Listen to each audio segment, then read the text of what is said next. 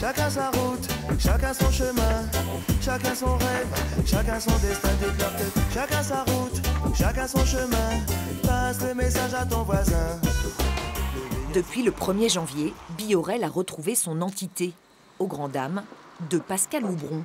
Le maire sortant brigue quand même un 3e mandat avec une équipe renouvelée d'un tiers. Il continue de déplorer la défusion entre Biorel et Bois-Guillaume, divorce prononcé en juin dernier par le tribunal administratif. Une décision lourde de conséquences selon lui, notamment sur le plan de la fiscalité. Quand on a fusionné avec Bois-Guillaume, nous nous étions engagés à baisser les taux d'imposition de la commune de Biorel pendant 12 ans, en fait, pour atteindre ceux de Bois-Guillaume. Il y avait donc un vrai avantage et nous l'avons prouvé en 2012 et 2013.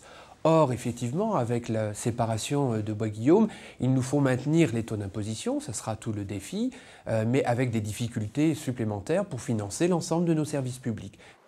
Biorel doit rester un village dans la ville, affirme Pascal Houbron. Il veut maintenir ce cadre de vie et la tranquillité de ses 8600 habitants, quitte à renforcer les moyens de vidéosurveillance. Une dizaine de caméras est déjà disséminée dans la commune.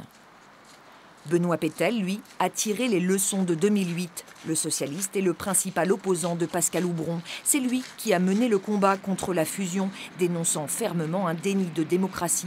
Benoît Pétel s'est allié avec Jean-Claude Ravenel d'Hiver Droite pour constituer une liste plurielle.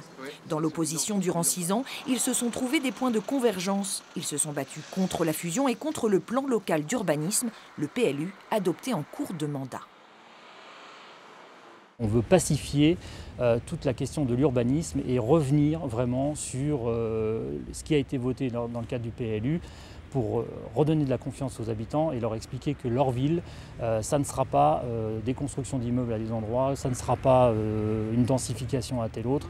Un 3e candidat s'est déclaré mi-janvier, Jean-Noël Traoré, à la tête de l'association des Amis de la Mare à Péco. Il est sans étiquette.